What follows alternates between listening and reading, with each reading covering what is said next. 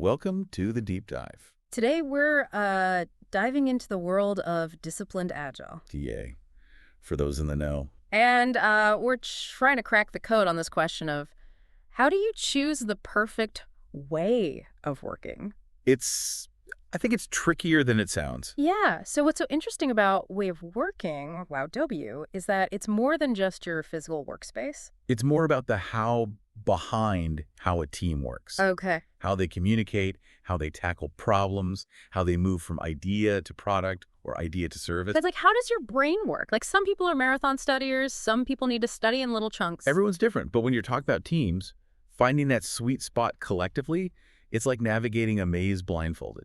And then you throw in Agile and Scrum and Lean and all these different things. Right. And it's how do you even choose? So where does Disciplined Agile fit into this? So that's where Disciplined Agile comes in. Because instead of giving you a one-size-fits-all, which, let's be honest, rarely fits anyone perfectly, Right. Disciplined Agile helps empower the teams to tailor the approach. Based on what their specific DNA is. I like that. No more squeezing in a box. Yeah, exactly. Okay, so if it's all about customization, where do you begin? What are some key factors a team needs to consider? So DA gives you some really helpful guideposts when you're trying to navigate that. And one of the most crucial ones is team size. Okay. And you can think of this as managing a team of 5 is very different than managing a team of 50. Oh, yeah. And with smaller team, you might gravitate towards Scrum. Because it's known for very clear communication, very clear roles, elements that are easier to maintain when you have less people. It's like the difference between coordinating a weekend trip with some friends. Versus planning a road trip for 12 people across country. Yeah. One, you could probably just do on a Google Doc or text each other, right? Exactly. The other one, you need spreadsheets and budgets. And when you get to the larger team sizes, it just gets exponentially more complex. Oh, yeah. Yeah, you've got dependencies and communication breakdowns. And that's where something like Lean or a program lifecycle really shines, because it can handle all of those different pieces. So if this is like choosing the right vehicle for a road trip, you're saying DA can tell me if I need the little sports car. Or if I need the giant SUV. Yes, exactly. Because the terrain really dictates the vehicle. And speaking of terrain, another thing that DA really emphasizes is geographic distribution. Okay, that's something I really want to talk about because I think... Especially in the world today, with so many people working remotely. Right. Teams are all over the world and time zones. And that adds a whole other layer of difficulty. Exactly. Asynchronous communication becomes key when you're dealing with time zones because you can't rely on those quick hallway conversations. For sure. So DA recognizes that and really pushes towards these practices of documentation, very strategic touch points, very clear communication channels. So it's almost like you need a different playbook when it comes to remote teams. Because you can't just pop in someone's office. Right, exactly. So we talked about geographic location. What about the complexity of the project? Yeah. That's got to play a factor, right? Absolutely. And DA encourages you to assess that complexity from a lot of different angles. Because it's not just about the technical difficulty of what you're trying to do. Okay. It's also understanding regulations. Understanding the level of ambiguity or change within the project. Okay. And even understanding the potential risks involved. Right. So you're saying that a team that is making an app is completely different than a team that's like streamlining a supply chain for some giant corporation. Precisely. Okay. And DA really equips teams to be able to meet all those different levels. So for instance, a highly regulated project might benefit from a very prescriptive life cycle. Okay. One where you have those built-in checks and balances to ensure compliance and mitigate risk. You don't want to cut corners when it's something that's really important. Right, exactly. Think of it like you're building a skyscraper. Yeah. You can't just, throw some 2x4s up. Right, exactly. It has to be a lot of thought. You need permits and all that stuff. Permits. Okay. So what about those projects that are very fluid where the end goal, they don't even know what it's going to be yet necessarily? How does DA approach that? Right. So that's where DA's process blades come in. Okay. And these process blades are really there to help tailor the approach even further. Depending on kind of the challenge that you have at hand. Yeah. And so you can imagine these process blades as specialized tools in a toolkit. Okay. Right. You wouldn't use a hammer to, screw in a screw. Right. You're not supposed to. Right, exactly. And so DA has very targeted guidance on things like governance, DevOps, product management, all of these things that teams might need to use, but they might not need to use all of them at the same time. So it's finding the balance between structure and adaptability. Exactly. Okay, I like that. So with all these options, though, how do you keep things from becoming chaotic? Because I imagine it'd be really easy to fall into this trap of over-customizing, Yes. and it ends up not serving anyone. Yeah, you get a Frankenstein approach, Yeah. and it doesn't really work for anyone. Right. Exactly. And so that's where DA really shines with the guidance and informed decision-making, Uh-huh. because it's not about cobbling together different practices from all these different frameworks. Okay. It's about really understanding why you're choosing these different options, So it's more like having like a master chef guide you through a cookbook. as opposed to like, here's all the ingredients, figure it out. Exactly, yes. That's a great way to put it. And just like a good chef starts with a really good understanding of the culinary techniques. DA encourages teams to really start with a really strong foundation. So it's setting you up for success. Yes, setting you up for success. Yeah. Because you don't want to build a house on a shaky foundation. Right, exactly. No, that's a recipe for disaster. Right, exactly, yeah. Okay, so this is really interesting, and it's a lot to consider. I'm really starting to see why so many companies and teams are turning towards DA. And to help guide you even further on that journey, we have the Disciplined Agile Delivery Handbook. Okay. And that handbook is a really great structured overview of all the different components. So it's almost like a rule book or a Ish. playbook. You can think of it like that, yeah. Yeah. And it covers everything from life cycles and the process blades that we were talking about. Do the very, very important decision trees. Ooh, decision trees. You said that earlier. I'm very intrigued. Yeah. What are decision trees? So think of decision trees like a choose your own adventure, but it's for navigating DA. I like that. Okay. Right, so it asks you a series of questions. Okay. It says, okay, so what about your project? Mm-hmm. What about your team dynamic? What about your organizational context? And then based on your answers, it takes you down a different path. So if trying to find the right way of working is like you're lost in the forest, the decision trees are the compass. Exactly. I like it. Okay. It gives you a direction. Yes, they provide clarity and direction. So there's a misconception out there Okay. that DA is like anti-agile or anti-framework, Oh, yeah. that it's all about rigid rules and you can't do this and you can't do that. What would you say to that? I would say that is completely wrong. Good. DA is very pro-agile. Okay. In fact, it builds upon the foundation that's been laid by Scrum and Kanban and Lean, Taking those best practices that we've learned. and incorporating them, but also addressing some of their limitations So it's less about throwing the baby out with the bathwater. It's more like finding a bigger bathtub. to fit the baby as it grows. Yes, I love that. It recognizes that, while the traditional agile frameworks are great, they're valuable. They might not offer enough guidance in every scenario, Okay, right. right? Especially as things get more complex. So it's about expanding the agile toolkit. Expanding the Agile toolkit. Exactly. It's making it better. Making it better. I like it. So if traditional agile is like having a set of watercolors. DA is like having a whole artist's palette. Exactly. Okay, I like that. I can get on board with that. So it strikes me that this is all about empowering the teams. It's about empowering them to understand the why. Not just like to follow a set of rules, like blindly follow them. Right. It's like you could hand someone a set of instructions or you could teach them how to navigate. One, you're only going to get to one specific spot. The other one, the world's your oyster. Right. Exactly. And I think one of the things that underpins that in DA is the concept of process goals. Process goals. Okay, tell me more. So you can think of process goals like they're guiding principles to help you navigate project decisions. Okay. Right. And they really represent the desired outcome Okay. of that activity or that process. So for instance, accelerate value delivery is a very common process goal. Right. And so what that does is instead of getting bogged down in these daily tasks, It says, okay, what are we actually trying to achieve here? so it's keeping the big picture in mind. Exactly. Keeping the big picture in mind. And then by keeping that big picture in mind, it helps teams make better decisions about which practices they need to embrace. It's almost like instead of just driving around, you now have a map and you can see where you're going.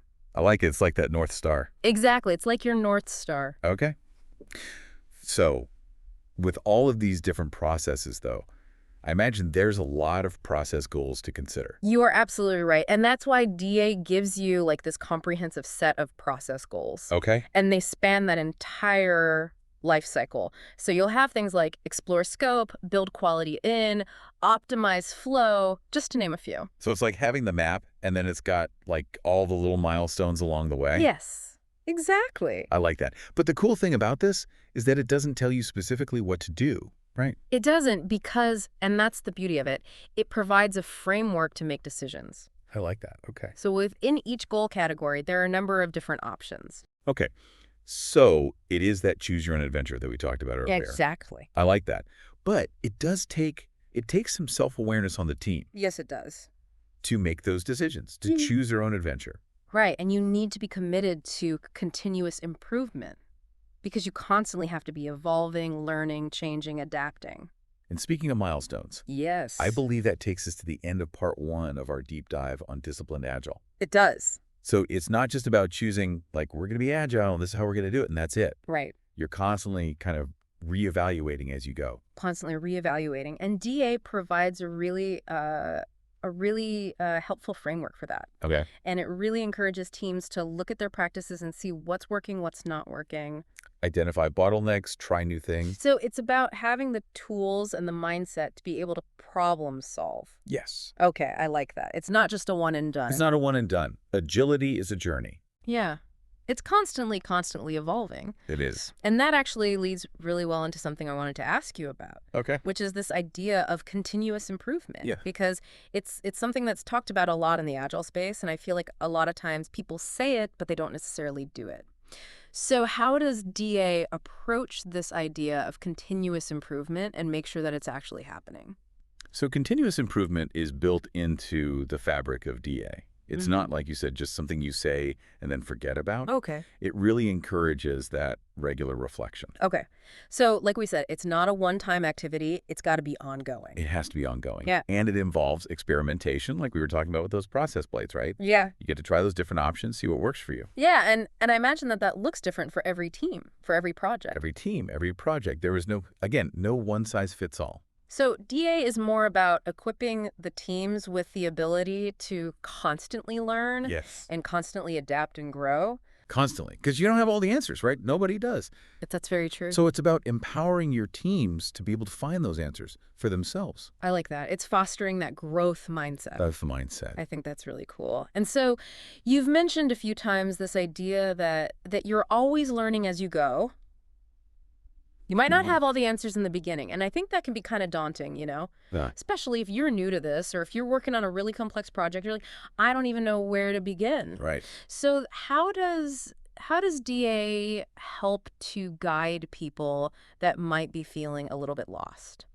So that's where, it can be really helpful to look back at the Disciplined Agile Delivery Handbook, Okay, yeah, we talked about that earlier. because it provides that really good structured overview, but also the decision trees that we were talking about. Okay. Those can be a lifeline when you're feeling lost, because it really helps to guide you through those tough decisions. It's like you're on this journey. And you're not really sure which path to take. And it's like, okay, here are the signs. Right. This is what you should look out for to make sure that you're headed in the right direction. Exactly. I like that. So it's less about giving you all the answers, and it's Yeah. more about giving you kind of the tools and the resources to find them yourself. Yes, 100%. And I think that's something that's really powerful. Okay.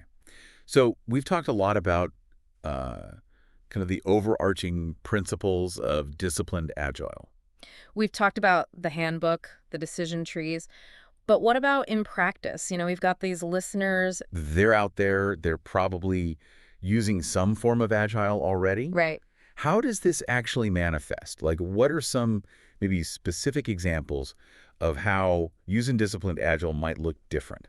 Sure. So one of the big things you'll see is that DA really emphasizes this idea of being goal-driven. Okay, goal-driven. Okay. And that's where those process goals we were just talking about come in. It's not just about, following a set of prescribed steps. It's about understanding the why behind what you're doing. Okay. So instead of just saying, oh, we do daily stand-ups, because that's what it says in the Agile Manifesto. Right, exactly. Like, why are we doing daily stand-ups? What is the purpose? What are we hoping to achieve? Exactly. What value is it providing? And if it's not providing any value, maybe you need to rethink it.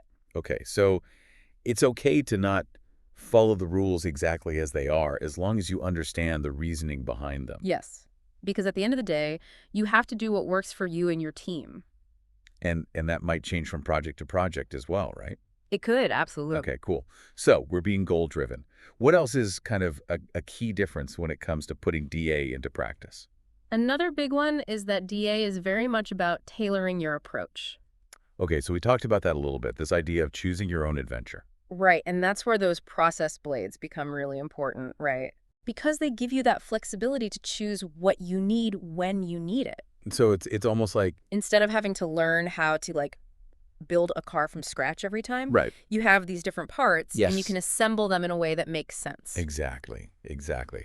And those parts might be different every time. Yeah, depending on what kind of car you're trying to build. Exactly. I like that. So, if you're a team that's working on a really, really complex project, Huh? you might use a different set of process blades than a team that's working on something much simpler. Right. So it allows that flexibility and that customization, which I think is really powerful. So it's all about kind of meeting the team where they're at Exactly. and meeting the project where it's at. Meeting the project where it's at. And recognizing that, like we've said a few times, there's not a one-size-fits-all approach. Right. So thinking about those teams that are already out there using some form of Agile, and they're like, okay, this sounds cool. This sounds like something we might want to explore, but how do we actually make that transition? How do we go from where we are now to actually implementing disciplined agile? Yeah. What would you tell them? Right. So I think one of the first things is don't try to boil the ocean. Okay. So don't throw everything out and start over from scratch. Don't throw everything out. You don't have to. Yep. Start small. Mm-hmm.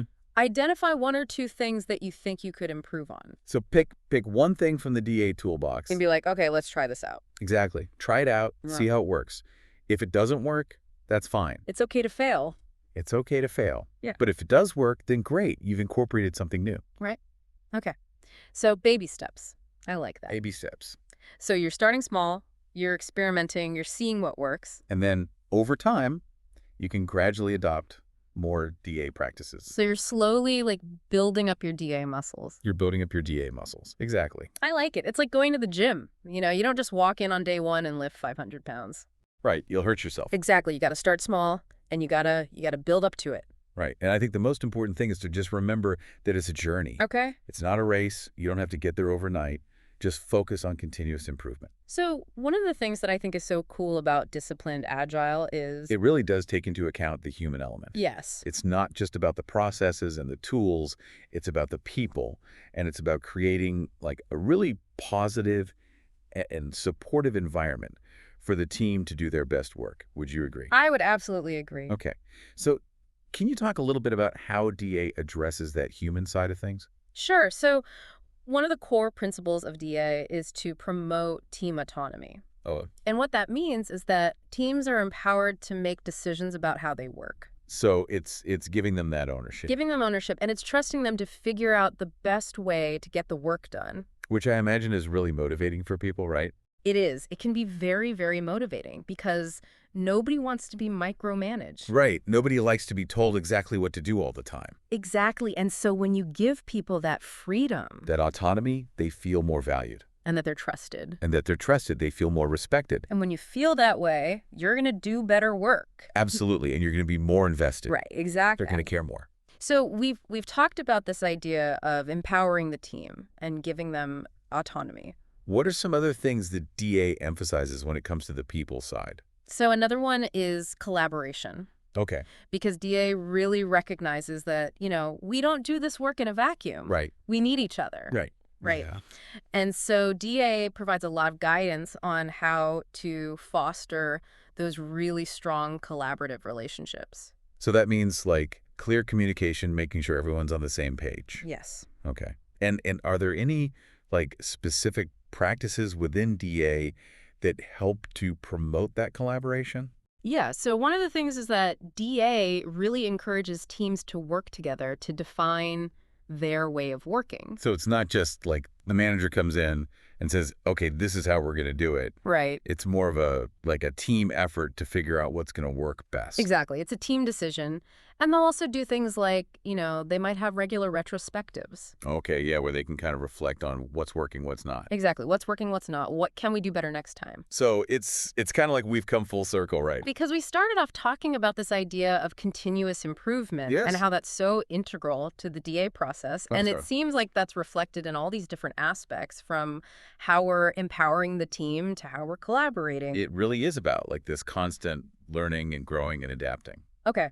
So we are unfortunately reaching the end of our time here. But before we go, is there anything else that you would want our listeners to take away from this deep dive on disciplined agile?